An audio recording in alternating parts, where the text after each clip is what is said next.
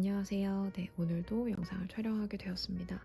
오랜만에 영상을 촬영하게 되었는데, 일단 오늘은 필라테스의 가장 중요한 복부 운동을 할 때 많이 스타팅 포지션으로 쓰고 있는 테이블탑이라는 자세에 대해서 좀 설명하고자 합니다.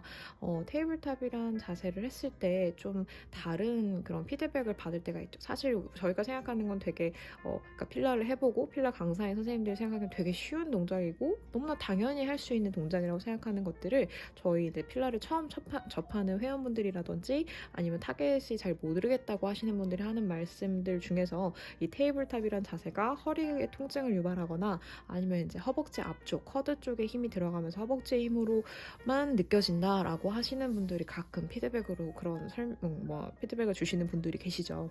그럴 때 선생님들이 좀 약간 멘붕에 빠지실 수도 있을 것 같아요. 당연히 배운 대로 했고 이 자세를 했을 때 본인은 분명히 테이블탑의 자세에서 복부의 힘이라든지 이런 게 느껴질 텐데 그런 회원들의 피드백을 들으면 뭘 어떻게 해야 되지? 라고 당황할 수 있다고 저는 생각하거든요. 그래서 그런 부분에서 제가 생각하는 저의 소견인 약간의 팁을 드리고자 하면 일단 테이블탑이란 자세는 저희가 왜 하게 될까요? 이게 사실 코어를 딱 고정시키는 자세 중에 하나죠.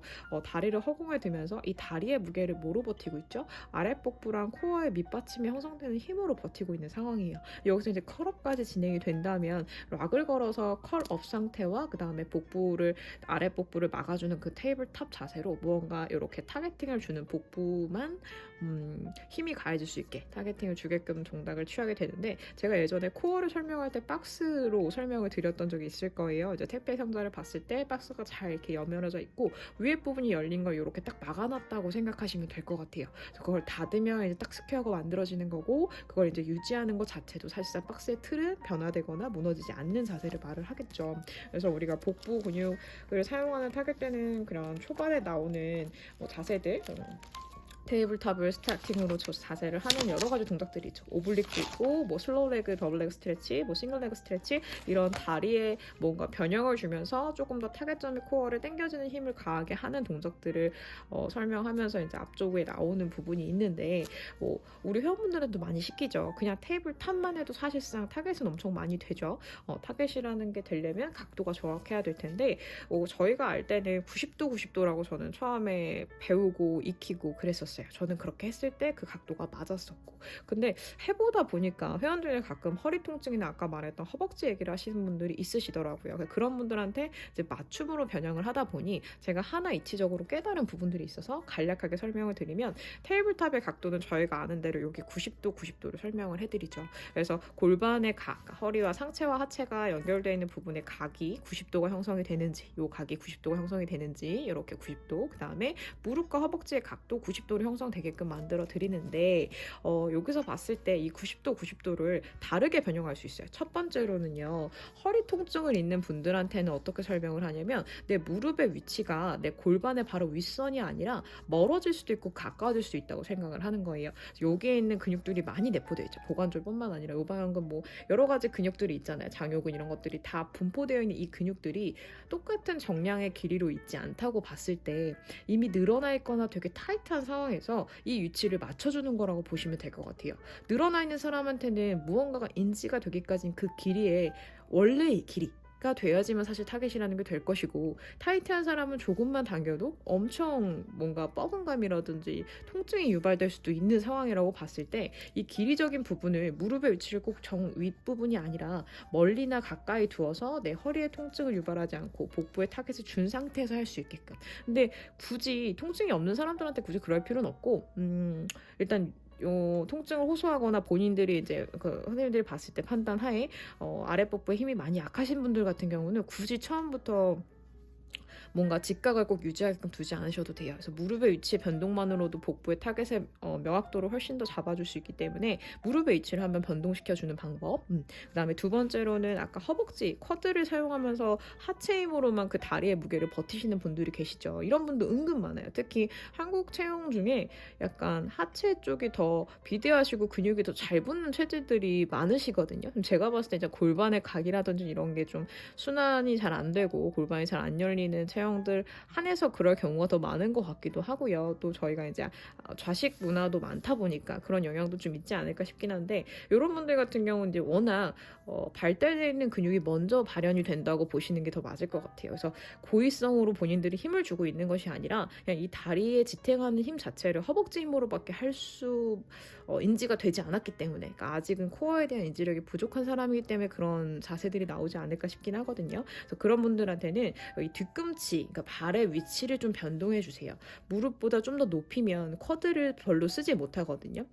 이 무게를 쿼드보다는 복부의 힘으로 타겟이 되게끔, 여기서 플러스 알파로 무릎의 위치를 방금 위에 있는 것처럼 좀 멀리 보내면서 발끝을 좀 더 들면 훨씬 더 복부의 힘으로 타겟이 될 수밖에 없어요. 굳이 말하면 다리를 쭉 핀 상태에서 로우앤리프트를 하는 동작을 관절을 다 보호한 상태에서 한다고 보시면 될 것 같아요. 무릎을 살짝 루즈하게 굽힌 상태로 하는 자세, 그러니까 다 피는 건 아니지만 살짝 관절을 보호한 상태에서 복부에 힘을 좀 더 타겟 주는. 너무 쫙 피는 것 자체가 햄스트링이 타이트하거나 쿼드에 뭐 이런 여러 가지 이슈를 가지고 있는 분들은 그거 자체가 다리의 힘으로 다 타겟이 돼서 로우앤리프트를 해도 다리가 오히려 더 그걸 버티느라 겁급하기 때문에 그런 분들한테 굳이 다리를 쫙 피는 걸 요구할 필요는 없어요.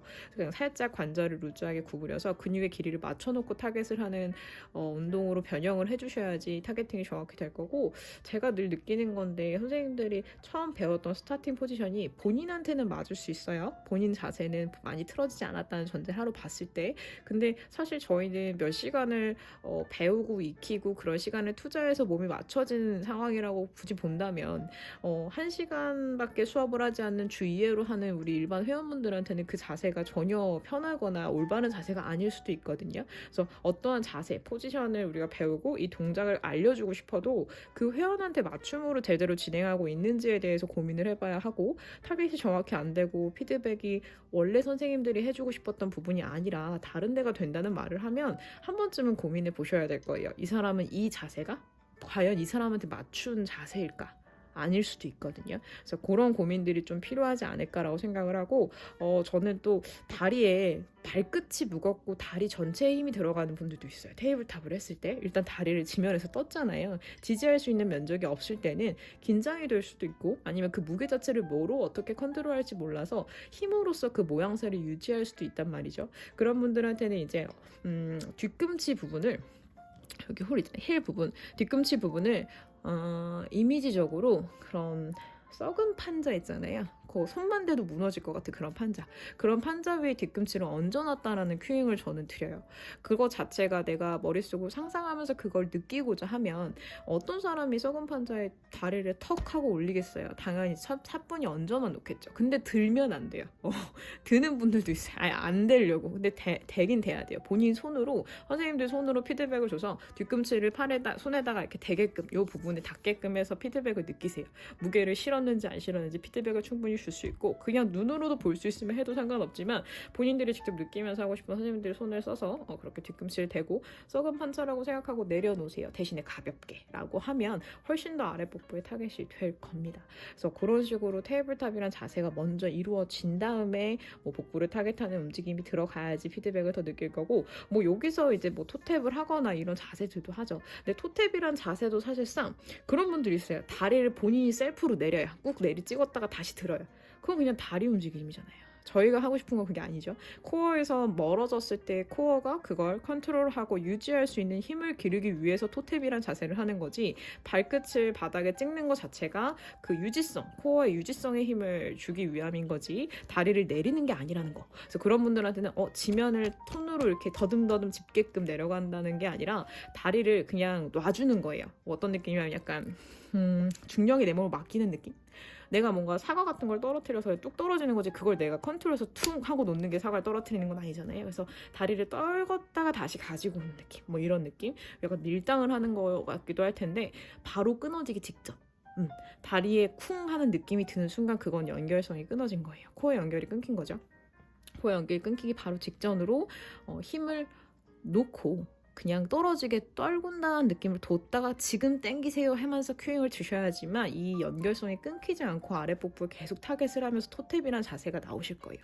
굳이 바닥까지 안 찍어도 돼요. 탭이라는 걸 꼭 터치한다고 해서 탭이 아니라 그냥 가는 방향성에 대해서 말을 하는 거예요. 가동이 안 나오면 굳이 안 가셔도 됩니다. 한참 떠 있어도 상관없어요. 타겟만 되면 돼요.